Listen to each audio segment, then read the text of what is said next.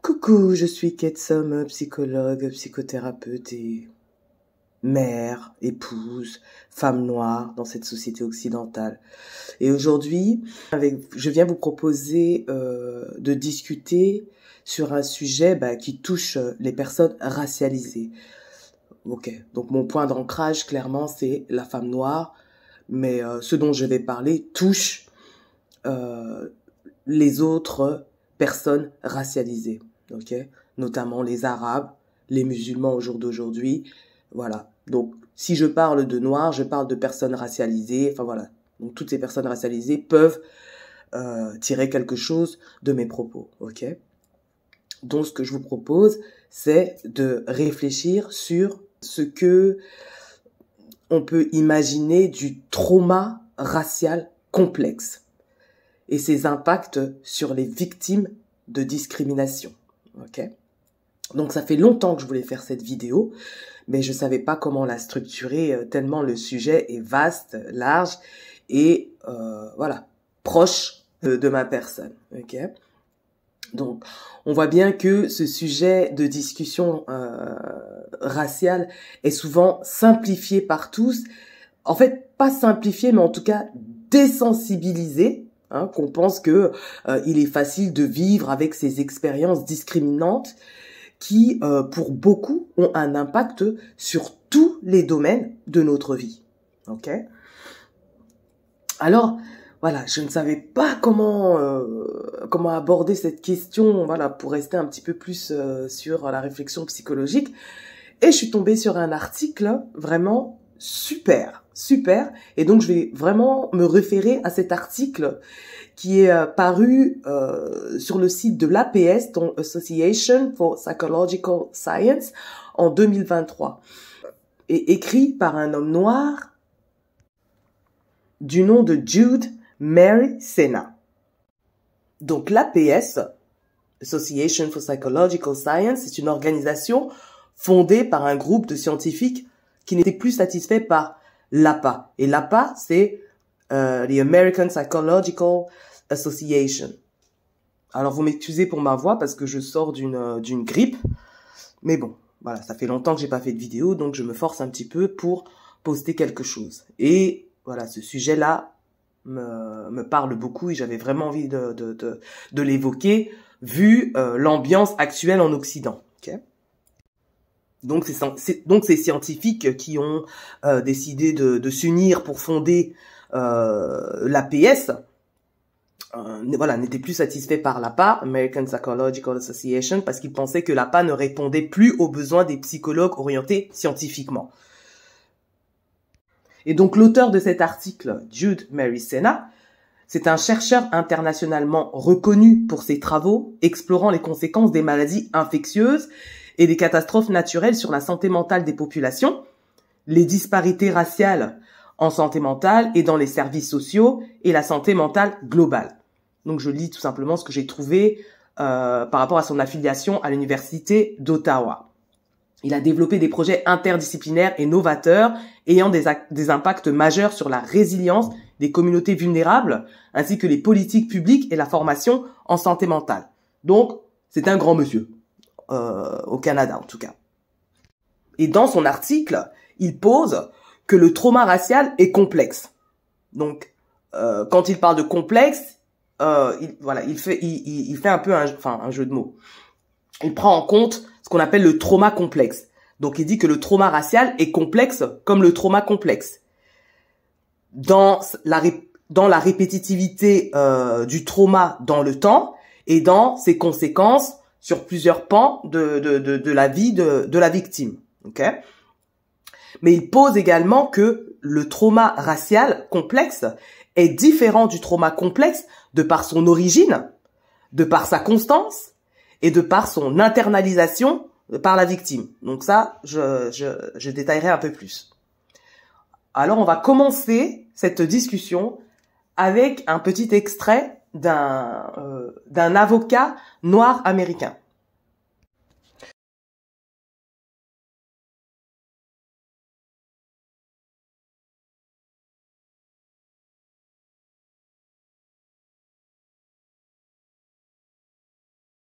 I went to Harvard Law School. I've got a lot of degrees and awards. I've won cases at the U.S. Supreme Court, and I've been in courtrooms representing clients, getting there early, sitting at defense counsel's table, where the judge will walk in and immediately get mad at me. The judge will look at me and say, hey, you get back out there in the hallway. I don't want any defendants sitting in my courtroom without their lawyer. And I have to stand up and say, well, I'm sorry, Your Honor. I am the lawyer. I didn't introduce myself. My name is Brian Stevenson. I have to try to de-escalate this situation. And I was doing that recently. I was in a courtroom in the Midwest, and the judge started laughing, but it wasn't an apologetic laugh. And it kind of angered me. And the prosecutor started laughing. They thought it was so funny. And I was sitting there getting angry. And then I thought, oh no, Brian, you can't get angry. You need to smile. You may need to laugh. And I felt that way. I thought that way because my client was not going to be able to leave that county. I was able to leave that county and never come back based on the way I was treated if I chose to do that. But my client was going to have to stay there. So when they were laughing, I smiled. And then I eventually chuckled. Client came in, we did the hearing. But I remember sitting in my car after that hearing thinking, wow, here I am, this middle-aged black man. I'm in my best suit. I actually argued the case at the Supreme Court that we were trying to implement. I've got all of these degrees and awards, and I'm still required to laugh at my own humiliation to do justice for my client. That's not right. That's not fair. And I'm getting old enough to know that when you have to constantly navigate presumptions of dangerousness and guilt because of your color, when you have to tell your children how to survive a police encounter, what to do and what not to do, how they can't do the things that their white friends can do because they're going to be burdened with this presumption. When you have to constantly navigate this world, it's exhausting. Donc, en gros, cet avocat qui a fait Harvard et qui a de multiples diplômes et de récompenses, et donc il a même gagné des affaires à la Cour suprême. Mais à chaque fois qu'on le trouve dans une cour de justice, donc quand il arrive plutôt que son client, dans la salle d'audience, le juge, dès qu'il arrive, il le prend pour un N-word, tout simplement. Il le traite comme un N-word, c'est un noir, donc c'est un N-word. Donc, il dit, on le prend pour le client, quoi. Donc, pour l'accusé. Donc, dès que le juge arrive, il se met direct en colère contre lui et le chasse de la pièce. Donc, hey, toi là, qu'est-ce que tu fais ici? Sors de ma cour, va dans le couloir, je ne veux pas de gens dans mon, dans ma cour d'audience.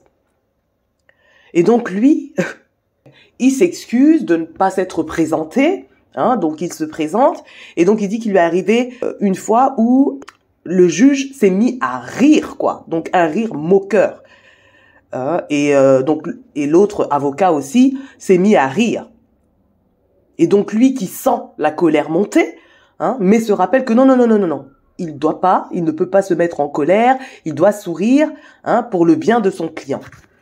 Et qui lui est déjà arrivé donc d'entrer dans sa voiture en disant « Me voici, un homme d'âge moyenne, habillé de mon meilleur costard, avec tous mes diplômes et récompenses, mais je dois rire à ma propre humiliation pour obtenir justice pour mon client. » Et donc, devoir constamment naviguer dans ces présomptions de dangerosité et de culpabilité à cause de ta couleur, que tu dois toujours expliquer à tes enfants comment survivre à une rencontre avec la police, qu'ils ne peuvent pas faire comme leurs copains blancs, parce qu'ils portent aussi ces présomptions de dangerosité là et de culpabilité, et que c'est épuisant. Et donc déjà, je ne sais pas si ça vous parle, ce qu'il est en train de dire, mais moi, à un tout petit niveau, ça m'a parlé parce que dernièrement, surtout sa dernière phrase avec les copains blancs, donc dernièrement, mon fils, mon dernier, donc, il a 15 ans, donc il voulait sortir pour la première fois, il allait sortir la nuit avec des potes. Et donc lui, il est dans une école où c'est une bonne école, donc voilà, on s'imagine bien qu'il y a très très peu de non-blancs. Et donc, on habite en Belgique, on connaît la jeunesse des personnes, surtout des personnes blanches, je suis désolée, ils boivent l'alcool, quoi. Ça, c'est un passage presque obligatoire de la jeunesse. Et donc moi, tout de suite, j'ai pris peur, mais je dois faire attention à mes peurs parce que je ne peux pas handicaper mes enfants à cause de ma peur de maman, mais de maman, d'enfants racisés aussi. Et donc je lui dis, s'il te plaît, si tu vas là-bas, si tu sors là dehors, ne bois pas d'alcool. Parce que moi, je connais pas ces gens-là avec qui tu vas. Ne bois pas d'alcool parce que s'il t'arrive quelque chose, plus facilement, on risque de te condamner toi. Donc, fais attention. Je sais très bien, ce sont des jeunes, c'est un adolescent. Moi aussi, j'étais adolescente.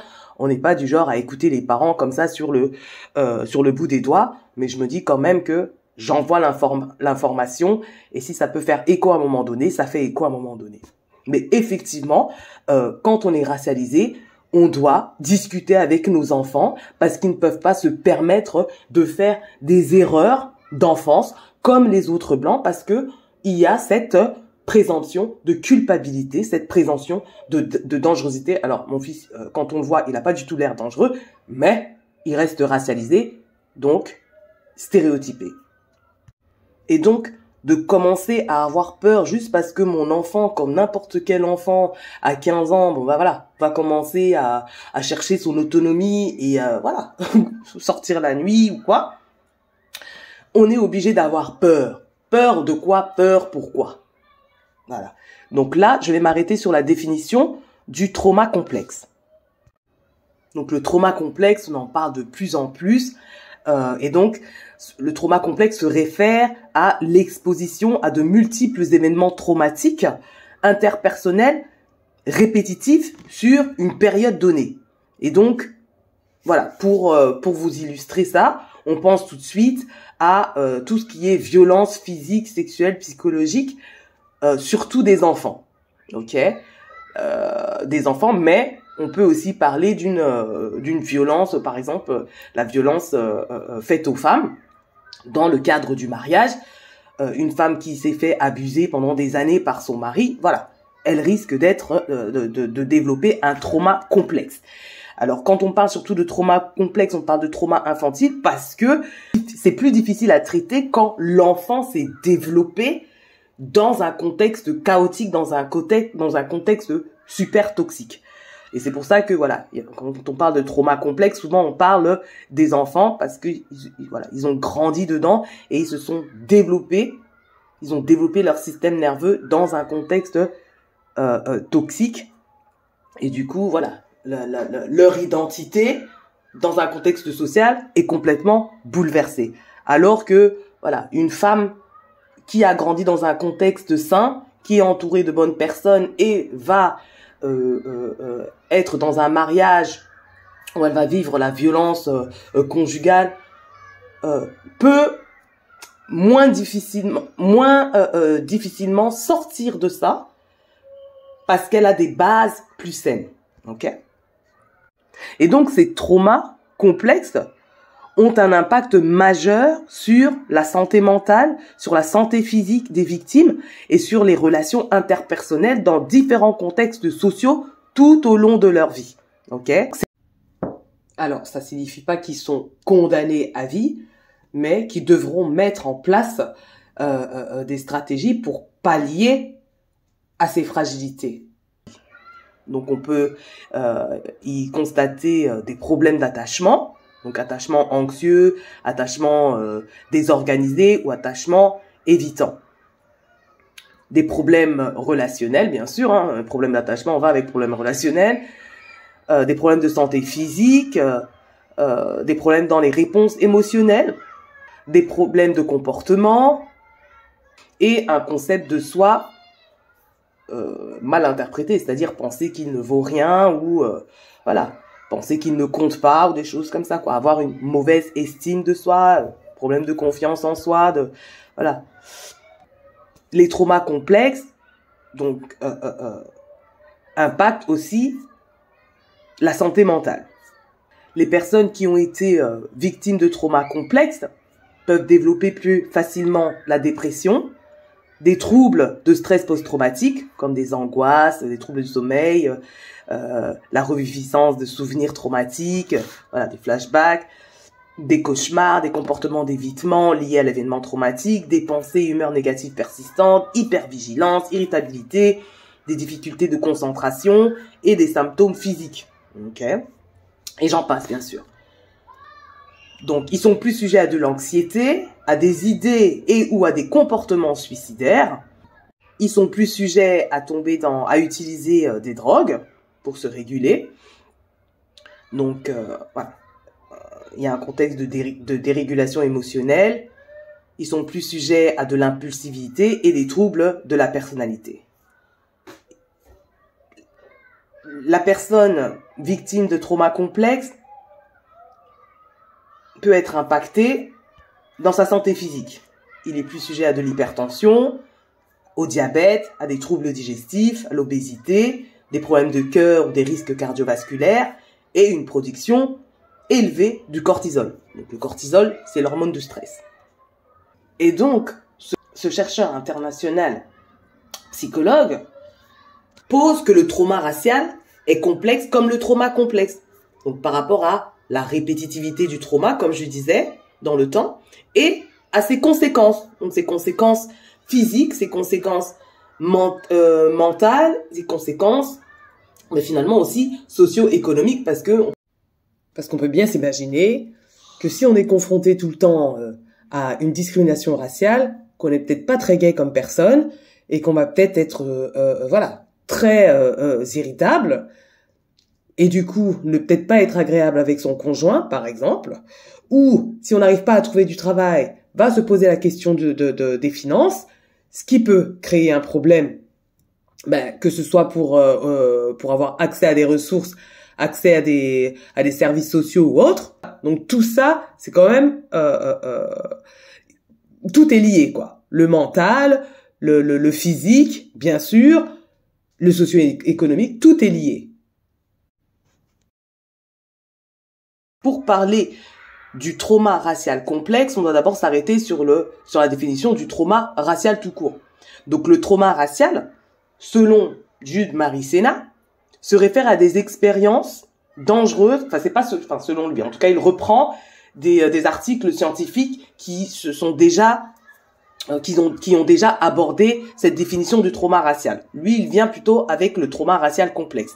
Donc, dans cet article-là, il dit que le trauma racial se réfère à des expériences dangereuses comme des menaces, des préjudices, des dommages, de l'humiliation, de la culpabilité associée à différents types de discrimination raciale sur des victimes ou même sur les témoins de ces victimes-là. On parle bien évidemment des témoins racialisés, s'il vous plaît. Donc, pour exemple, on a quoi? Des micro-agressions. Est-ce qu'on peut donner un exemple de micro-agression?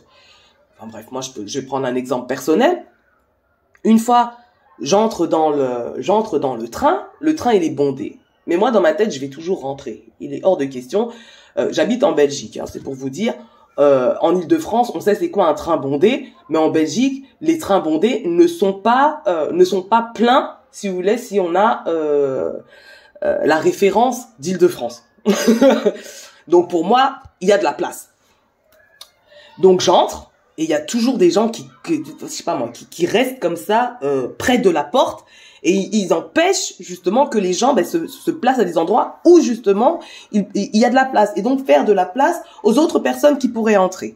Donc moi je cherche mon endroit. Je vois même une place assise quoi. Et donc, je me dirige vers cette place assise et j'ai une dame blanche qui est à peu près mon âge, hein, parce que moi, je suis plus une enfant, hein, mais on a l'impression que quand on est des personnes racialisées, on reste toujours comme des enfants, quoi. En tout cas, on est un peu infantilisé. Et donc, cette dame qui a à peu près mon âge, dame blanche, désolée, et qui me dit, en néerlandais, mais où est-ce que vous croyez que vous allez, madame? Dans ma tête, je me dis, elle a au moins dit madame, quoi. Donc, je lui réponds, il y a de la place là-bas. Et puis, je suis allée m'asseoir. Heureusement que j'étais concentrée parce que j'étais en train d'écouter un truc sur YouTube. Et j'étais en train de me dire, mais la go, elle se prend pour qui, quoi, en fait? Pourquoi elle pense qu'elle doit me demander où est-ce que je vais, Enfin, bref. Donc, on est obligé de réfléchir à ça. Mais je le prends, moi, comme une micro-agression parce que c'est à moi qu'elle a trouvé le courage, de vouloir contrôler, quelque part. Donc ça, voilà, je mets ça dans la catégorie micro-agression. Comportement inapproprié envers des personnes racialisées. Je peux trouver aussi un autre exemple de ma part. Dernièrement, on est allé dans un restaurant avec mon mari. Ça s'est très bien passé. J'entre dans ce restaurant. Bien sûr, j'étais la seule femme noire. Je dis pas que j'étais la seule racialisée parce que bon, je ne voyais pas, mais j'étais la seule femme noire. Donc voilà, en tant que personne noire, on sait très bien que, comme on l'entend partout, surtout du côté des Noirs américains, quand on est une personne noire, on n'est jamais seul parce qu'il y a toujours il y a toujours quelqu'un dans nos affaires, quoi. Donc je sais que il y a des regards sur moi, c'est pas grave, hein. On a quand même un peu l'habitude. À la fin, et c'est même pas la première fois que ça m'arrive, quoi, qu'un serveur se permette de dire quelque chose de déplacé. Mais là, en fait, parce que mon mari est néerlandais, donc moi, quand je m'exprime en néerlandais des Pays-Bas. Et ici, c'est les Flamands en Belgique, le néerlandais flamand. Et donc voilà, il parle avec un certain accent. C'est comme si tout d'un coup, on a appris le français en France. Et puis on nous jette tout d'un coup au Canada, quoi. Donc c'est un peu ça. Et en plus, je pense que le serveur, donc c'était pas sa première langue, mais il a décidé, à la fin, hein, on paye et tout. Et puis il s'exprime en flamand à mon mari. Et mon mari comprend rien. Donc moi je comprends encore moins parce que l'accent, enfin c'était pas du tout ça. Donc je comprends encore moins. Donc Marie, pardon. Et en fait le mec il est en train de dire, elle part avec vous. Elle part avec vous. Et donc, on a tellement rien compris que le mec, il a dit, en gros, il a fait de la main, laisse tomber, quoi. Je sais pas s'il faisait une blague. Donc, j'ai juste regardé le mec de travers, mon mari qui fait, bah oui, elle part avec moi. C'est mon épouse. Donc, on sort du restaurant. Je reste calme. Donc, c'est toujours des moments un peu difficiles parce que je risque de tomber sur mon mari, quoi. Parce que il a pas bien réagi. Alors voilà, plomb aux yeux bleus, il n'a pas l'expérience du racisme. Donc il le vit à travers moi quelque part. Et donc il en prend parfois plein les dents parce que donc la soirée qui s'était bien passée, ça a plombé l'ambiance pendant 15 minutes. Et je dis, tu vois, le serveur, quoi, qui se permet de dire à ta partenaire, hein, que ce soit partenaire intime, que ce soit partenaire professionnel, je ne sais quoi, parce qu'il sait pas comment on est ensemble, pourquoi on est ensemble, et c'est pas son problème en fait, mais il se permet de dire elle, le serveur qui est plus jeune que moi, quoi, il se permet de dire elle part avec vous. Moi je savais même pas à qui il parlait, je comprenais même pas ce qu'il disait, et je savais pas à qui il parlait. Et ensuite voilà, je sors de là et je dois réfléchir, purée, qu'est-ce que j'aurais dû dire et tout, je sais pas quoi. Ah, si j'avais compris, parce que bien sûr que si j'avais compris tout de suite, je l'aurais enchaîné tout de suite. Parce que ça, c'est mon motto. Mais là, c'était du flamand, et c'était du flamand parlé par quelqu'un qui n'est pas flamand, avec une phrase construite, très mal construite, donc j'ai rien compris, quoi. Mais il avait quand même plombé mon humeur pendant 15 minutes, quoi. Donc, comportement inapproprié envers moi parce que, mec, t'es censé me servir, t'es pas censé poser des questions comme ça. Enfin, bref, voilà. Donc, et je me suis sentie attaquée, je me suis sentie dénigrée parce que elle part avec vous. Ça veut dire quoi, elle part avec vous? On n'est pas venus ensemble? Elle part avec vous. Elle, c'est qui? Bref. Ces expériences, donc, se retrouvent à des niveaux interpersonnels, institutionnels et systémiques. Donc, le trauma racial. Donc, il y a déjà une différence avec les autres traumas qui sont plus interpersonnels. Donc, ces expériences à des niveaux interpersonnels, institutionnels et systémiques engendrent des effets sur la santé mentale et physique, mais aussi à des effets sociaux et économiques. Clairement, pour aller chercher un logement, pour aller chercher du travail, il y a de la discrimination. Ok, surtout par les temps qui courent. J'imagine en France c'est horrible. Je regarde ce qui se passe en France. Ça fait très très longtemps que je suis pas de toute façon les médias mainstream. Enfin, je suppose que la plupart des racialisés suivent les médias indépendants puisqu'il y a rien dans les médias mainstream. Il y a que Zemmour, quoi. Il y a que ce légat. le reste de la bande là, parce que tous les médias sont achetés par les gens de l'extrême droite, quoi, ou des gens qui soutiennent l'extrême droite pour lobotomiser la population blanche type trumpiste. Ok? Donc le trauma racial, du moins la discrimination raciale sur tous les pans de vie touche les Noirs, mais également toute personne racialisée ou stigmatisée. Ok? Aujourd'hui, c'est les Noirs, les Arabes et les musulmans. Hein. Je veux dire, les Noirs, les Arabes et les musulmans. Donc tous ceux qui sont musulmans, parce que ça peut être autre chose que les Noirs et les Arabes, hop, tous dans le même sac. Ok? Donc on est le bouc émissaire de la société. Bref, on reviendra là-dessus plus tard. Donc, Monsieur Sena, docteur en psychologie, pose donc que le trauma racial est complexe parce qu'il ne peut être compris seulement à travers des complexités associées à une victimisation répétitive, constante, inévitable et cumulative.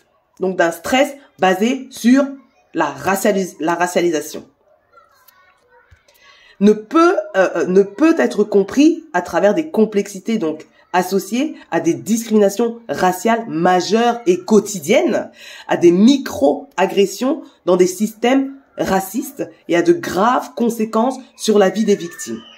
Et là, Monsieur Jude Mary Sena nous propose un schéma super parlant de ce que je viens de dire. Donc ici, la complexité du trauma racial, c'est qu'il y a une valeur répétitive de la discrimination raciale, constante, ok, donc vraiment c'est au-delà de l'enfance, c'est tout le long d'une vie, ok, inévitable, hein, c'est-à-dire de manière interpersonnelle, le voisinage ou autre, quoi, la boulangère, enfin n'importe qui, institutionnel, donc dans les services de santé, dans des services de logement, voilà, pour le travail, et systémique, donc partout, ok, partout et tout le temps. Où la discrimination déracialisée touche c'est-à-dire l'ultime majorité des personnes racialisées.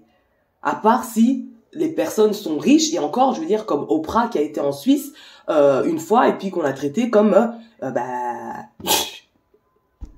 une N-word, quoi. Voilà, jusqu'à ce qu'on sache qu'on avait affaire à une richissime femme noire. Voilà. En tant qu'homme noir, on peut parler du contrôle aux faciès. Alors, les Arabes, je sais pas si c'est pire que les personnes noires. J'ai l'impression, mais je ne sais pas. Pour ce qui est du contrôle aux faciès, on a parlé déjà de racisme institutionnel. Voilà, moi je suis allée une fois... moi j'ai peur d'aller à l'hôpital. Franchement, j'ai peur d'aller à l'hôpital. Quand je vais à l'hôpital, je vais avec mon mari. Et je ne dis pas que c'est rationnel, ok, mais voilà, je vais avec mon mari. Une fois, je suis allée donc toute seule, parce qu'il ne peut pas tout le temps être avec moi. On m'a fait attendre pendant très très longtemps, puis j'ai pris mon téléphone, j'ai appelé mon mari et j'ai parlé, oui, c'était un hôpital flamand, ok, parce que dans les hôpitaux francophones, je veux dire, voilà, moi je navigue bien avec les francophones. Ok, mais bon, je suis allée dans un hôpital flamand, donc là c'est autre chose. J'ai pris mon téléphone, j'ai parlé en néerlandais à mon mari, et tout de suite après, on m'a prise.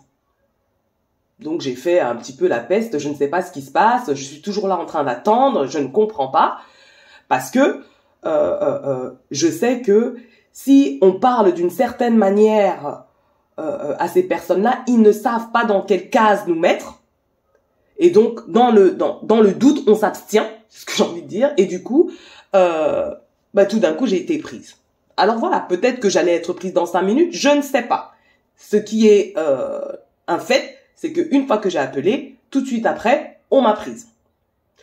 Je me suis déjà débrouillée comme ça en parlant néerlandais et ça a perturbé les gens dans leur lecture, disons, dans leur catégorisation de ma personne.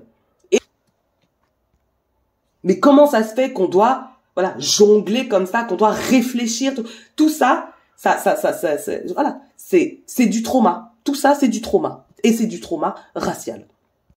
Il y a un jour, mon fils s'est fait voler son vélo. Donc, mon premier fils, mon fils noir, il s'est fait voler son vélo. Il devait appeler la police. Donc, c'était, il était dehors, quoi. Hein. Il était déjà majeur. Bref, on lui a volé son vélo dans la nuit. Et il devait appeler la police. Moi, j'ai eu peur. Je me suis dit, s'il tombe sur quelqu'un de zélé, là, hein, avec cette présomption, justement, de dangerosité, hein, et de culpabilité, c'était dans la nuit, j'ai envoyé mon mari blanc dehors. J'ai dit, non, tu vas là-bas. Tu vas retrouver mon fils. Tu vas retrouver notre fils, là, parce que moi, j'ai peur. J'ai peur. Donc, tout ça, c'est du trauma. C'est du trauma. Comment ça se fait qu'on a peur si notre enfant noir appelle la police alors qu'il a rien fait? Appelle la police pour le servir. Alors, ça s'est très bien passé, même quand mon mari n'était pas là. Mais voilà, la peur reste, la peur règne. Et ça, c'est du trauma. Et donc, sur ce schéma, donc tiré de l'article de Monsieur Sénat, voilà, on voit bien le trauma racial. Hein. Mais pourquoi le trauma racial, donc, peut devenir un trauma racial complexe? Parce qu'il est répétitif, constant, cumulatif et inévitable. D'autres conséquences du trauma racial sur les victimes.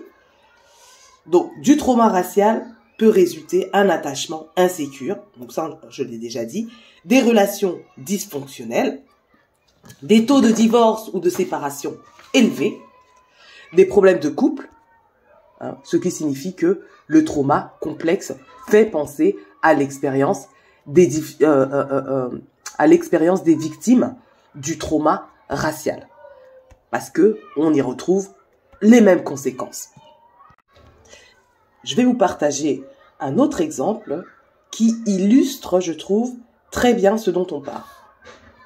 Même si le premier exemple était déjà très parlant, j'ai pas envie qu'on me dise, ben oui, c'était un Nord-Américain, c'est pas la même histoire, ceci, cela. Donc moi, je sais que c'est pas pareil, tout n'est pas pareil, mais il y a de graves similitudes et similarités. De Grasse, dans la vieille ville. Alors, ça fait 4 ans, il y a 4 ans, mon conjoint et moi, nous avons acheté une maison, une vieille maison à Grasse, parce que c'est les choses que j'aime, c'était vraiment un coup de cœur. Et dans cette maison, on pensait vivre des jours de bonheur, voilà, offrir une maison familiale à nos enfants, sauf que notre crime a été d'avoir cette couleur de peau, voilà, d'être noir. Et on l'a très vite compris parce qu'en dessous, sur notre domicile, se trouve un couple, un homme, une femme, voilà, de la soixantaine à peine, et qui n'aiment pas les Noirs. Voilà, très clairement, ils n'aiment pas les Noirs et les Arabes. Ils l'affichent très clairement, ils le font savoir. Et très vite, ça a été des insultes, bamboula, sale noir. Oh, qu'est-ce que ça pue ce genre de personnes. Oh là là, qu'est-ce qu'ils sont venus nous envahir. Oh là là, le vieux Grasse est pourri. Voilà, ça a été vraiment les agressions très vite. Des cris de gorille, on se tape la poitrine et on mime le gorille. Voilà, très vite, très vite. Et surtout, ils s'attaquaient beaucoup aux enfants au début parce qu'en fait, selon nous, l'idée c'était de nous faire partir le plus vite possible, voilà, qu'on n'ait pas le temps de déballer nos valises. Hein. Donc on a très vite compris. Alors nous, naïvement, on a fait confiance à la justice. Donc nous, on a commencé à déposer des plaintes, on a pris des avocats, on a déposé des plaintes, on est allé au tribunal. Bon, bref, on a fait tout ce qu'il faut faire par la voie légale parce que le racisme est un délit, c'est inscrit. Voilà, pénalement, c'est condamné. Donc nous, on s'est dit, voilà, il y a des preuves, il y a des voisins qui attestent d'avoir entendu des insultes, d'entendre des coups. Donc il n'y a pas de raison que, voilà, on aura gain de cause. Sauf que c'était naïf de notre part apparemment. Ça fait 4 ans qu'on est là-dedans, ce calvaire, ce cauchemar, parce que c'est une famille de Noirs, on se tait. Là, vraiment, j'accuse très clairement la justice et la police. Parce qu'on a eu beaucoup de déconvenues à la police, des policiers qui se permettent de dire des choses qu'on ne dit pas. Voilà. J'ai tendance à présenter souvent ce qui nous arrive comme ce qui arrive aux femmes battues. voilà, aux femmes violentées, c'est-à-dire que quand avant elles arrivaient à la police, on les écoutait pas, on ne prenait pas leur plainte et elles rentraient, se faisaient abattre. Et c'est ce qui nous arrive à nous aujourd'hui, c'est-à-dire que quand nous on arrive à la police, on nous explique que si c'est si difficile que ça, qu'on n'a qu'à rentrer dans notre pays et on n'a qu'à rentrer d'où on vient. Et c'est exactement le même langage que tient ce couple, voilà. Et donc ça légitime ce qu'ils font. C'est-à-dire qu'au jour d'aujourd'hui, la police de Grasse et la justice à Grasse, le procureur de Grasse, légitime ce que ce couple fait à une famille de six personnes. Alors il faut savoir que ce n'est pas pour nous justifier. Moi, je travaille, mon conjoint travaille, on a fait nos études, on paye nos impôts dans ce pays, mais ça ne suffit pas. Comme on a l'habitude de le dire, et souvent on dit qu'on se victimise, mais moi aujourd'hui je veux bien me victimiser parce que oui, je suis une victime, il faut le dire, je l'assume complètement. Et les Noirs et les Arabes ont l'habitude de dire que nous on doit fournir 2 fois plus d'efforts dans ce pays, et là nous on constate qu'on doit fournir, je ne sais pas, 10 fois plus d'efforts, et même encore ça ne suffit pas. C'est-à-dire qu'on a tout fait. On a tout fait par la voie légale, je dis bien tout, à tel point qu'on en a une 40aine de plaintes. Si vraiment je devais déposer plainte comme il faut, je déposerais des plaintes tous les jours, parce que les agressions, c'est tous les jours. Il n'y a pas une journée sans qu'on se fasse insulter. Alors c'est des coups sous le plancher, des coups qui font trembler les murs, c'est les murs qui tremblent à tel point qu'il y a d'énormes fissures qui apparaissent tellement les murs tremblent. Ce sont des coups sur la maison. Ah oui, oui, oui. Si on ne sait pas avec quoi ils font, c'est vraiment des coups insoutenables. Il y a eu des coups physiques dans la mesure où il m'a cassé le doigt, le monsieur, il est ancré chez nous. Non, mais non, il a ouvert la porte, hein, il a ouvert la porte, il est rentré. Violation de domicile. Voilà, violation de domicile plutôt. Et il n'a jamais été poursuivi pour ça. Il m'a cassé le doigt, il a été condamné et en appel, il a été relaxé. Soi-disant parce que le policier n'avait pas bien fait son rapport. Donc c'est à moi de payer alors que j'ai un doigt cassé parce que le policier n'a pas bien fait son rapport. Pourtant, le premier juge a bien constaté qu'il y avait les faits, étaient bien là, il l'a condamné. On ne dort pas la nuit. Nous, chez nous, on ne sait pas ce que c'est que dormir la nuit. Ils peuvent se lever à 2 h du matin, quand ça les chante, ils frappent. Et maintenant, ils ont même un groupe d'amis qui les soutiennent. C'est-à-dire que chez nous, nous sommes des animaux de zoo. Voilà, c'est-à-dire qu'ils viennent, ils frappent et avec un groupe d'amis, ils rigolent. Ça les amuse. Et dans tout ça c'est dans des plaintes, voilà, avec des vidéos, avec des voisins blancs qui attestent. Traiter une famille de gorilles, dire que des enfants sont tellement noirs qu'on ne les voit même pas, appeler un père de famille, le traiter de bamboula du matin au soir, traiter une mère de famille, la mère de famille que je suis, de pute, de négresse, de sale négresse, lancer leur chien contre mon fils qui est asthmatique, en lui disant c'est ça, retourne chez vous, rentre chez vous. Et mon fils, tellement peureux, il est obligé de faire le tour du pâté de maison pour aller rentrer par une autre entrée pour rentrer à la maison. Voilà le quotidien que nous avons chez nous. Je ne sais pas comment vous dire ça, mais le corps aussi commence à fatiguer, à s'épuiser. Mais une chose est sûre et certaine, je ne lâcherai rien. Et c'est le but de cette marche. Aujourd'hui, c'est la 2e.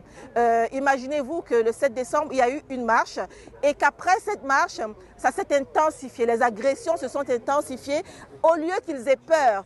Tout simplement parce que du côté de la justice et de la police, il n'y a rien eu, je dis bien rien eu. La justice de Grasse, la police à Grasse sont tout aussi coupables que ce couple. En fait, c'est monsieur et madame tout le monde et on leur donnerait le diable voilà, pour confession, quoi. C'est monsieur et madame tout le monde. Personne ne pourrait croire qu'ils font ça. Et en fait, ce qui se passe, c'est simplement que je pense que pour la justice et la police, les rôles sont inversés. On s'attendrait à ce que ce soit nous les cassos. Mais malheureusement, dans ce cas, c'est des blancs qui sont des cassos. Du coup, on refuse d'agir parce que ça ne rentre pas dans la logique du système judiciaire en France. On décide donc de se taire quand il s'agit des Noirs qui sont intégrés, qui font bien les choses et qui sont victimes parce qu'en face d'eux, il y a un couple de blancs. Même si, avec des preuves de voisins, des preuves en vidéo, on sait que c'est eux les coupables, on se tait. Cette justice-là, elle tue des gens comme nous. Mais nous n'allons pas baisser les bras. Tant qu'à faire, je préfère mourir, mais je ne cesserai pas de crier justice pour ma famille, pour mes enfants et pour toutes les personnes qui, comme nous, souffrent de ce genre d'injustice, du silence de la justice. Donc je trouve que cette femme noire a très bien parlé. Franchement, j'admire son courage, j'admire sa détermination, sa force. Il y a des choses que très clairement j'aurais fait différemment parce que moi je suis née en France, j'ai grandi en France. Donc clairement, je pense que c'est pas son cas. Ce couple de 60 ans là qui serait rentré chez moi, il aurait été tabassé par moi et le reste de mes enfants. Parce que c'est comme ça que moi j'ai éduqué mes enfants. Si tu rentres chez moi, tu me donnes carte blanche, quoi. On n'est pas là pour juger la victime. Elle a tout ce qu'elle a fait là, franchement, chapeau bas. Franchement, moi je sais que je ne peux pas supporter autant qu'elle a supporté. Ça, je le sais. Donc, dans l'ambiance actuelle en France ou en Occident, sachez que les Noirs sont différents d'une personne à l'autre, d'une famille à l'autre. Ok ? Donc, même si les Blancs veulent essayer de terroriser les Noirs, il y a des Noirs qui ont grandi avec vous ici, ok ? De même culture, hein ? Même si on a des bribes d'une autre culture, on est aussi des Français comme vous. Try us, ok? Try us. Bon, ça c'était ma casquette de femme noire ayant grandi dans un quartier populaire, ok? Là, je reprends ma casquette de psychologue. Donc ici, clairement, on est dans du trauma racial. Il est peut-être pas complexe, enfin, il est complexe de toute façon, mais il y a peut-être pas, parce que cette femme-là, elle fait preuve d'une force terrible, ok? Mais effectivement, je me questionne pour ses enfants. Donc, l'aspect le plus important du trauma racial, donc là, je reviens sur l'article qui était très bien écrit de Monsieur Sénat. L'aspect le plus important du trauma racial, c'est son omniprésence dans la vie des personnes racialisées. Interpersonnel, donc les cassos là, blancs d'une soixantaine d'années là, qui sont perturbés parce que une famille noire a pu acheter une maison quoi, à côté d'eux. Ok. Donc ça bouleverse leurs stéréotypes, ça bouleverse leur complexe de supériorité. Vous voyez, ils sont perturbés là, ils sont perturbés. Il y a quelque chose qui va pas, mais surtout ils veulent contrôler la vie des personnes noires. Et ça vient de l'origine de la racialisation. Et du coup, ça, c'est une différence avec ce qu'on appelle le trauma complexe. Donc, la première définition que j'ai donnée. Donc, quand on pense à trauma complexe, on pense plus facilement au trauma infantile. Donc, les enfants qui ont grandi dans un contexte de maltraitance, de négligence, de violence physique, sexuelle et psychologique. Ok ? Donc là, on parle de trauma racial complexe parce que différent du trauma complexe de par son origine qui est la hiérarchisation des races. Ok ? Et donc, j'ai entendu un post de Thuram derrière moi et j'espère que je vais bien retracer ces mots. Il se posait la question, il se rappelait de quand il est devenu noir quelque part, donc en arrivant en métropole, je pense qu'il avait 8 ans, j'espère que je dis pas d'erreur, entre 8 et 12 ans en tout cas, et qu'on lui a renvoyé cette altérité, donc cette racialisée, hein, donc et cette infériorité, et il se demandait donc si lui, il se rappelle quand est-ce qu'il a été donc infériorisé par l'autre, quoi, par l'autre blanc, et il se demandait est-ce que le blanc, pour le blanc, est-ce que lui, il se rappelle quand est-ce qu'il s'est supériorisé du coup? Et je trouve que c'est une bonne question, en vrai. Ces gens-là se comportent, je parle bien des racistes, ok? Se comportent d'une manière tellement sauvage et barbare, mais c'est ce qu'ils essayent de renvoyer aux personnes dites inférieures dans leur fantasme twisted, dans leur raisonnement chaotique, quoi. Vous vous comportez comme des barbares et comme des sauvages, hein? C'est-à-dire que quand on écoute le cas de cette femme noire là, ils se comportent vraiment comme des sauvages, ces gens-là de 60 ans, quoi.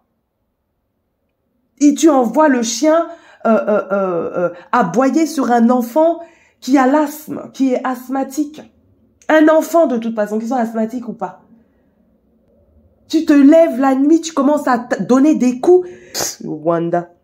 Bien sûr, je reconnais que c'est une femme noire une femme camerounaise, parce que, je l'ai tout de suite su quand j'ai écouté, parce que il y a une erreur particulière qu'elle fait quand elle s'exprime, qui est une erreur que j'ai simplement entendu certains Camerounais faire. Bref, donc je savais qu'elle était camerounaise. Donc, l'aspect le plus important du trauma racial complexe est son omniprésence dans la vie des personnes racialisées, interpersonnelles, le voisinage dont je parlais et qui a fait que j'ai digressé. L'institutionnel, donc elle va à la police on lui dit écoutez madame, si vous n'êtes pas contente, rentrez chez vous, ok. Systémique, voilà, la justice qui fait pas bien son travail, quoi, c'est-à-dire qui porte et donne raison à la barbarie, à la sauvagerie de ce couple de 60 ans. Donc on retrouve ça partout. Donc cet aspect du trauma racial, son omniprésence. Donc comme on disait, voisinage, école, travail, services sociaux et de santé, et cela de manière répétitive et cumulative. Donc bien sûr, le voisin, bref, laisse tomber quoi. Le voisin, la police, la justice, puis on va aller à l'hôpital, on va pas nous prendre au sérieux parce que bon, apparemment les Noirs peuvent supporter la douleur, hein, voilà. Et c'est pour ça que quand on se plaint, non, là on se victimise. Et à la différence des autres traumas, il n'y a pas de post-trauma. C'est-à-dire que le racisme, c'est à vie pour certains, ok? L'expérience du racisme, c'est à vie. L'expérience de la discrimination raciale est à vie, donc elle est continue, cette expérience. Donc il n'y a pas de post-trauma là où, ok, maintenant, c'est fini.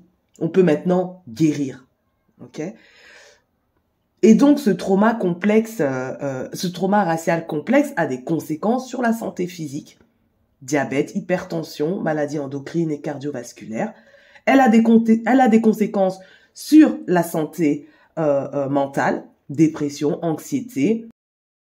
Alors on parle de troubles du stress post-traumatique, mais encore une fois, il n'y a pas de post, ok?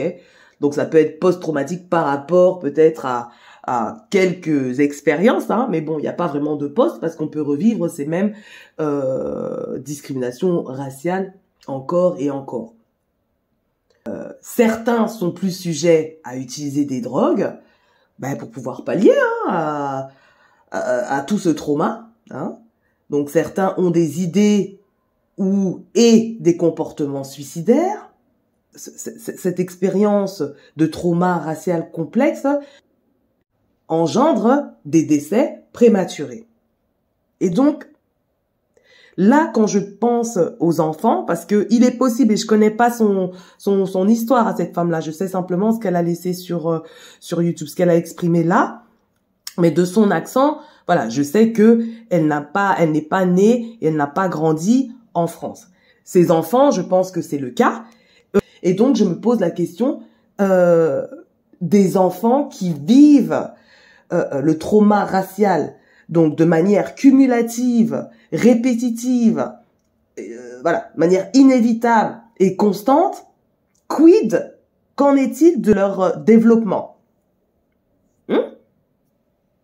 C'est-à-dire, ils peuvent grandir comme ça avec de l'anxiété, ils peuvent grandir avec un changement de leur système nerveux central parce que sujet à beaucoup de stress. C'est-à-dire cet enfant-là qui doit faire le tour de pâté de maison pour rentrer chez lui parce qu'il y a des personnes âgées, des personnes adultes, donc pour les enfants, une figure autoritaire quand même, les terrorise cet enfant-là. C'est horrible. C'est vraiment, c'est horrible. Et c'est pour ça, vraiment, je salue cette femme-là parce que moi, je n'aurais pas supporté, et je serais peut-être en prison. Voilà. Et donc, pour cet enfant et pour tellement d'autres enfants, le racisme, On parle de trauma racial complexe parce que le racisme est expérimenté à un âge jeune dans la vie du racialisé. Donc, moi, j'ai des expériences avec mes enfants. Mon deuxième enfant a 13 ans. Voilà, il y a un camarade blanc qui lui a collé une feuille sur le dos où il y avait écrit N-word. Quand c'est comme ça, sachez que moi, je suis énervée, bouleversée, j'ai envie de tout détruire, quoi. Donc, je dépose par des mots trash tout ce que j'ai à déposer à la maison et ensuite, mon mari, il fait les choses de manière administrative, de manière, voilà, procédurière. C'est-à-dire pour marquer mon mécontentement parce que je sais que c'est plus difficile pour un couple noir, parce que c'est plus difficile pour une mère célibataire que je dois le faire. Parce que j'ai ce privilège-là. Donc pour mon fils, il y a eu une réunion avec les parents de cet enfant-là. Il y avait aussi un autre parent, bon bah, je sais pas si c'est, je m'en rappelle plus si c'était racialisé ou si ce sont les nouveaux blancs. Donc voilà, mais en tout cas, ça s'est bien passé. Avant ça, on était allé à la police, on a été bien reçus. Donc ça, c'est certainement parce que j'avais mon passeport blanc, hein, je ne sais pas, mais je suis obligée de penser comme ça. On a été bien reçus. Et tout de suite, le policier a pris contact avec l'école et ça a fait un peu bouger les choses, quoi. Même avec ça, j'ai pris mon enfant de cette école-là et puis on a changé d'école. On a changé d'école. Même chose avec mon dernier. Il y avait eu des histoires avec un prof qui était clairement raciste. Parce que à un moment donné, il avait puni mon fils et j'étais pas d'accord. Donc je suis allée le voir. Tout ça en flamand, hein. Tout ça en flamand, et le mec, à un moment donné, il s'énerve parce que je viens demander des comptes, et donc il me dit, ici, on est en Flandre. Je lui dis, et alors? Je suis pas en train de te parler néerlandais, là? C'est quoi le problème? Donc, je vais voir la directrice un peu molle comme ça, mais je suis allée voir la commune. Enfin, mon mari a fait la procédure pour prendre contact avec la commune, que ce prof-là a dû s'excuser. Même avec ça, j'ai retiré mon fils de l'école. Et tout ça, c'est des options. Donc, je suis dans un contexte un peu privilégié si j'ai des options. Si je peux me permettre de prendre mon fils là et de le changer d'école. Et donc, à chaque fois qu'on fait un petit tapage, c'est parce que je pense aux autres personnes noires qui ne pourront peut-être pas faire ces démarches-là et être entendues. Et je répète que donc la discrimination raciale et le trauma donc qui en découle impacte sur la santé physique, la santé mentale, sur le social, sur le cognitif et sur le socio-économique.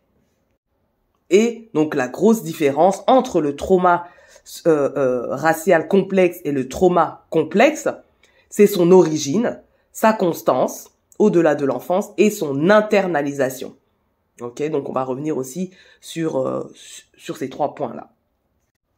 Donc le premier point, son origine, le colonialisme, ok, l'esclavage et puis la hiérarchisation des races humaines qui a été effectuée par les personnes de l'Occident. Ok.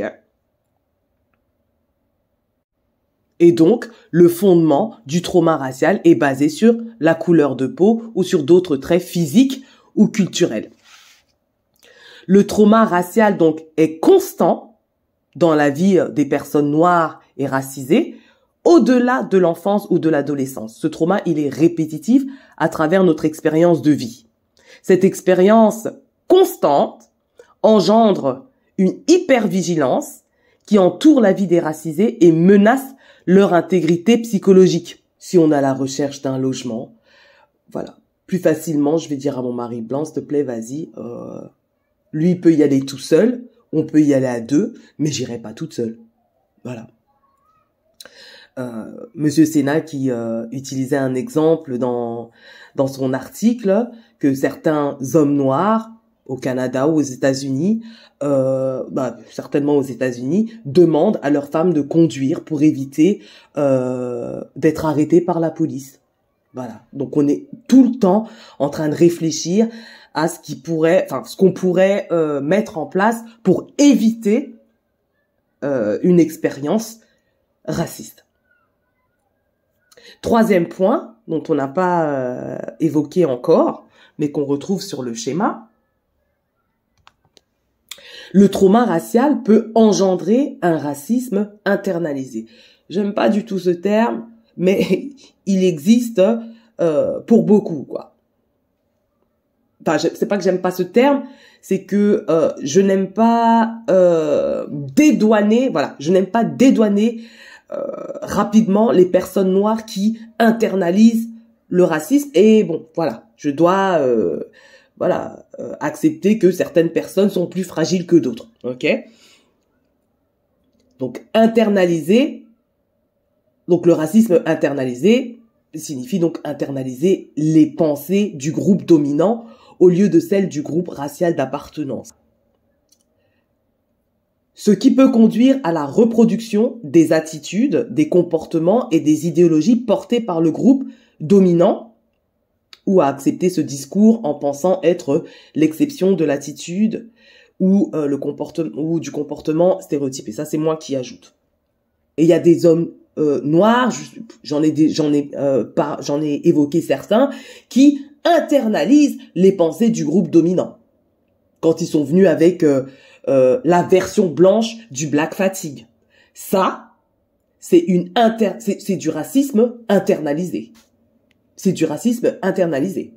Quand j'ai parlé une fois de la femme noire voilée à Strasbourg, par rapport à ce que j'entendais de certains discours et de certains commentaires de femmes noires surtout qui tombaient sur cette femme noire voilée, ça pour moi c'était du racisme internalisé, hein. C'est d'internaliser les pensées du groupe dominant, voilà, et d'accepter la stéréotypisation, voilà, des femmes noires voilées, des personnes noires qui font du bruit, ceci, cela, hein, les personnes noires qui font du bruit dans les transports. Regardez bien, il n'y a pas que les personnes noires qui font du bruit dans les transports.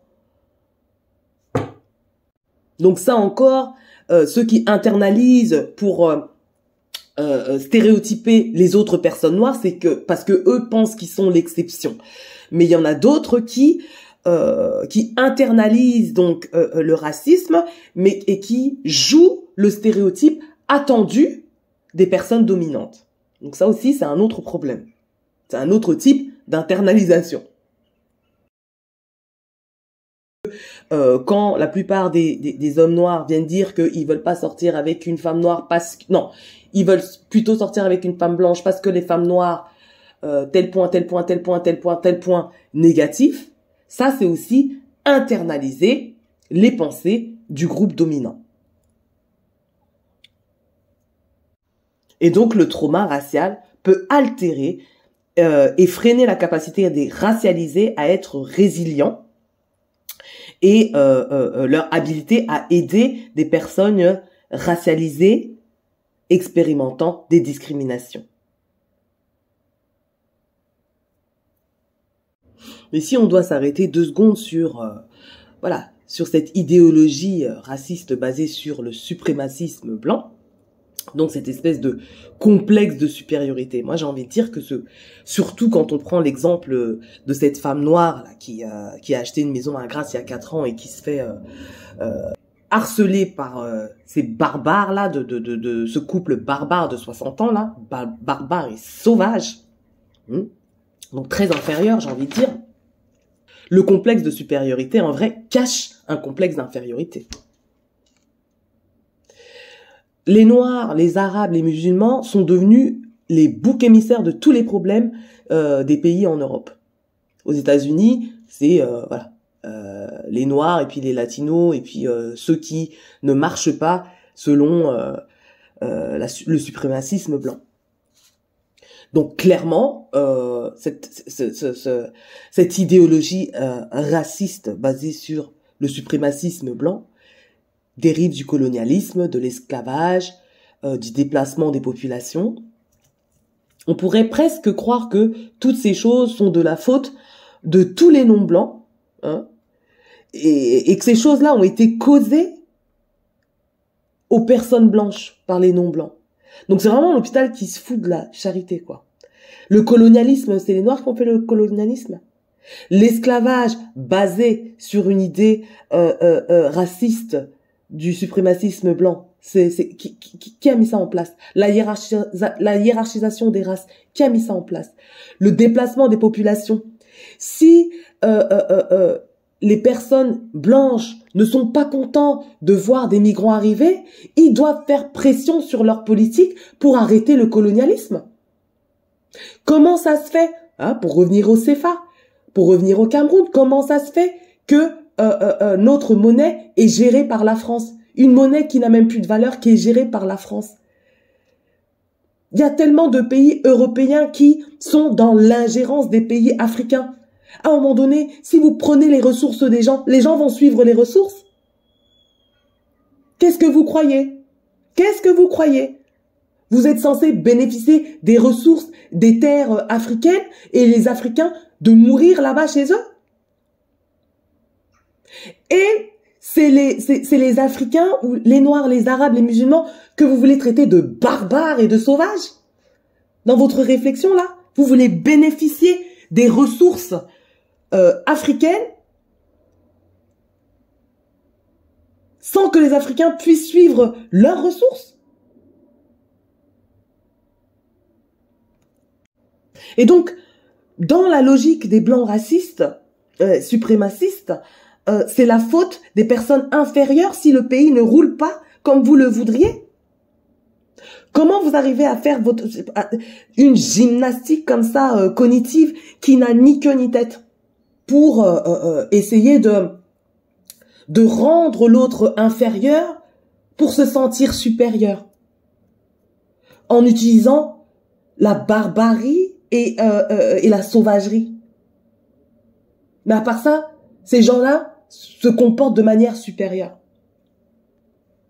Make that make sense. Alors j'aime bien cette citation du 36e président américain, donc Lyndon B. Johnson. C'est une citation qui est super parlante par rapport à ce qui se passe actuellement en Occident. Si tu peux convaincre le plus bas des hommes blancs qu'il est meilleur que le plus élevé des colorés, il remarquera même pas que tu lui fais les poches. Pire, donne lui-même quelqu'un à regarder de haut et lui-même, il videra ses poches pour toi. Et ben c'est exactement ce qui se passe.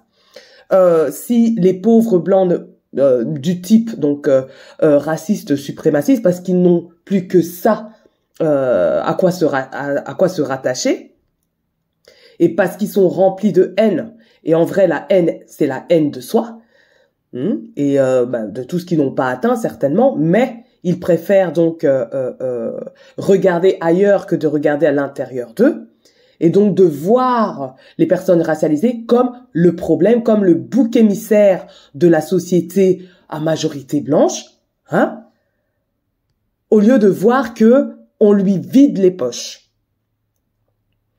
Et donc, les riches, eux, ils ont très bien compris ça. Ils s'amusent à acheter tous les médias pour pouvoir lobotomiser, pour pouvoir manipuler ces pauvres personnes blanches et leur faire croire que le problème est ailleurs, que le problème n'est pas au niveau des personnes blanches, hein, puisque c'est les personnes pauvres blanches qui sont dans leur haine de soi, donc dans leur complexe de supériorité, alors qu'ils n'ont pas grand-chose, préfèrent donc accepter le fait que si les choses ne vont pas en Europe, si les choses ne vont pas dans mon pays, c'est certainement à cause de l'autre. Et d'extérioriser cet autre-là, hein, non justement les racialiser. Donc, if you can convince the lowest white man is better than the best colored man, he won't notice you picking his pocket. Hell, give him somebody to look down on and he'll empty his pockets for you. Et c'est exactement ce que les propriétaires de médias s'amusent à faire. ils leur donnent des personnes qui peuvent regarder de haut et ils sont contents de vider leurs poches pour les milliardaires qui en ont vraiment rien à faire d'eux. Parce que s'il n'y avait pas de racialisés, on arriverait à racialiser d'autres personnes. Comme justement les blancs, au moins aux États-Unis, qu'on appelle les pauvres blancs aux États-Unis, les pauvres blancs aux États-Unis qu'on appelle les white trash. Et clairement, dans l'histoire de l'Occident, les Italiens étaient racialisés. Ok. Dans l'histoire des États-Unis, les Irlandais, les Italiens étaient racialisés. Les Juifs étaient racialisés. Maintenant, ils sont à un niveau, ils ont été blanchisés maintenant, acceptés en tant que blancs par les pouvoirs dominants. Ok. Mais bon,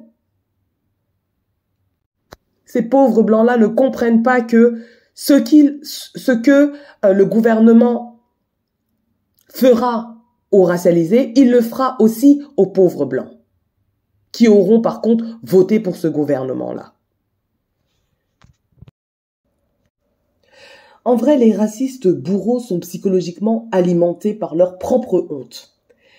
Eux se sentent inférieurs dans ce qu'ils ont réalisé de leur propre vie, mais ne veulent pas confronter cette réalité. Du coup, comme un narcissique, ils développent donc des mensonges de toutes pièces là qui n'ont ni queue ni tête, une gymnastique cognitive chaotique et mensongère qui rendra, d'après lui, des personnes différentes de lui comme inférieures, afin de lui protéger son ego fragile et de se sentir supérieur à ses autres, en se comportant de manière barbare et sauvage. Et ce qui est marrant, c'est que c'est une honte visible à l'œil nu.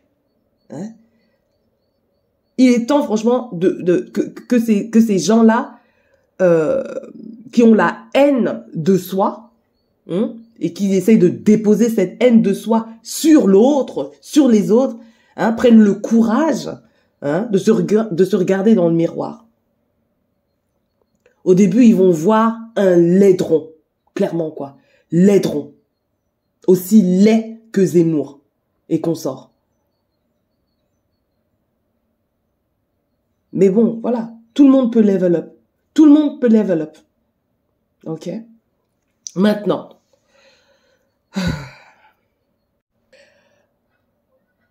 Je suis le raisonnement de ce Judy Mary Sena, du trauma racial complexe. Donc des impacts de la discrimination raciale qui est inévitable, constante, répétitive et cumulative dans la vie des victimes de la discrimination raciale. Ce trauma racial complexe a un impact sur tous les pans de la vie de cette personne victime. Et le trauma, il est tellement intergénérationnel que on transmet un petit peu de notre peur à nos enfants. Parce qu'on veut les protéger. Des personnes barbares. Et si vous voulez que ces personnes racialisées ne viennent plus chez vous, mettez pression sur vos politiques pour qu'ils arrêtent le colonialisme. Mais on n'a pas l'impression qu'ils ont envie d'arrêter, vu ce qui se passe actuellement, au vu de tous, pour ce qui est de la Palestine. Pour les pays de la CFA, pour moi, je considère qu'on est toujours colonisé. Mais vous pensez qu'on vient pourquoi? Vous pensez qu'on vient ici pourquoi? Mais ces gens-là barbares aimeraient qu'on meure tout simplement, qu'ils mangent nos ressources et qu'on meure là-bas chez nous. Rien à faire. Ils pensent avoir le droit, comme des narcissiques, avoir le droit à tout ce que la Terre peut apporter, mais pour eux, les Occidentaux. Bon, j'espère que j'ai pas trop digressé, que j'ai pas trop été énervée, mais bon, bref, c'est un sujet personnel en tant que femme noire. Comment on fait pour se protéger de l'effet du racisme? Chose très compliquée, hein, vu que le racisme ou la discrimination raciale est, encore une fois, constante, répétitive, cumulative et inévitable. Mais voilà, il y a quand même des manières de se protéger de l'effet du racisme. Être en contact avec ses valeurs fondamentales. J'avais déjà proposé ce travail au mois de janvier, je crois, donc sur les valeurs fondamentales. Être à l'écoute de ses émotions, hein, donc dans l'acceptation de ses émotions, dans la reconnaissance de l'impact du racisme. Faire preuve de compassion envers soi-même, ça c'est très très important, même si on se refait on rejoue l'expérience et on se dit qu'on aurait dû faire ceci, on aurait dû faire cela et pourquoi ceci et pourquoi cela, à un moment donné, donc être dans l'acceptation de ses émotions, les boules, la colère, et faire preuve de compassion envers soi-même. Avoir un soutien social, très très important, hein, de se rappeler qu'on compte, qu'on a de la valeur pour certaines personnes. Ok? Donc sa famille, ses amis. Et franchement, si vous êtes en manque de soutien social, d'essayer de voir quels sont justement les collectifs ou autres autour de vous, quoi. Et de prendre contact avec eux. Restez pas seul face à l'impact du racisme, quoi. Bien sûr, à notre ère numérique, de gérer les messages négatifs. Donc encore une fois, moi j'ai pas de problème à parler à qui que ce soit avec respect. Il y a pas un respect, je te bloque, j'ai pas de problème avec ça. J'ai pas de problème. Donc voilà, on peut regarder une vidéo sur tel réseau social. Voilà. Là, ça ne manque pas. Les racistes cachés là, ils s'en donnent à cœur joie. Et certaines personnes peuvent justement internaliser ce que la personne a écrit. Non, justement, externaliser le racisme au lieu de se culpabiliser. Et les personnes racialisées ne devraient même pas écouter les médias mainstream. Il n'y a rien là-bas pour nous. Rien du tout. Donc les médias indépendants français, Off Investigation, Blast, donc voilà. Ça, on reste connecté à ce qui se passe en France sans qu'il y ait du vomi, le vomi de Pro, le vomi de Zemmour, le vomi de... Comment il s'appelle l'autre là? Ouais, les sémites juifs là. Comment il s'appelle? Hanouna, voilà. C'est-à-dire, c'est vraiment l'hôpital qui se fout de la charité. Je sais pas moi, Zemmour pour moi c'est un arabe, hein. C'est un arabe pour moi, Zemmour. Hanouna pour moi c'est un arabe. Enfin bref, dites-moi, hein. Moi je veux bien que les Arabes viennent m'expliquer, hein. Mais je sais que les sémites, voilà, c'est les Arabes. Qu'est-ce qu'on peut encore faire pour se protéger? Prendre soin de soi, donc physiquement, émotionnellement et mentalement. Donc bien sûr des pratiques physiques, hein, des pratiques sportives, la marche, voilà. Émotionnellement,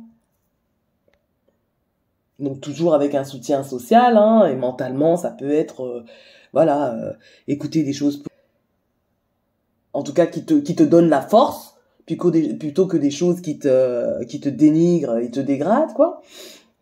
Et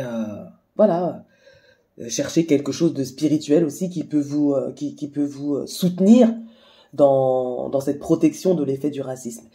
Et pour des personnes qui sont un petit peu plus fragiles et qui ont besoin d'un soutien un peu plus personnalisé et plus intime, n'hésitez pas à prendre contact avec une psy.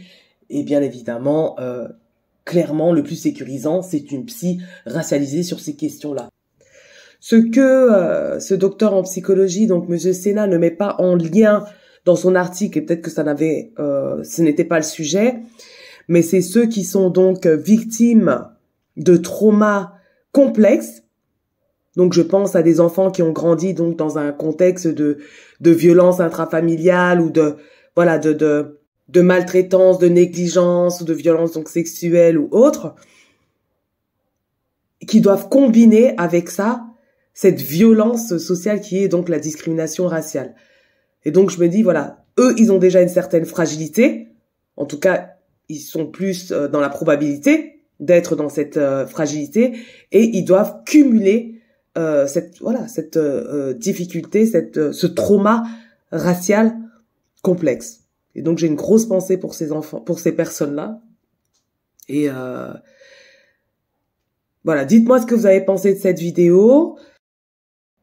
Je vais laisser les liens. Oui, je vais laisser les liens bien sûr des vidéos YouTube que j'ai utilisées, de l'article, enfin bref, voilà.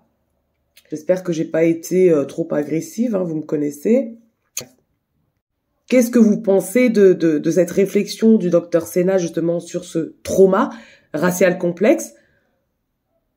Et voilà, qu'est-ce que vous avez à dire par rapport à ce complexe de supériorité des personnes racistes blanches qui cachent en fait pour moi un complexe d'infériorité? Voilà. Partagez vos expériences, partagez ce que vous avez envie de partager avec le respect s'il vous plaît et on se capte à la prochaine. Peace!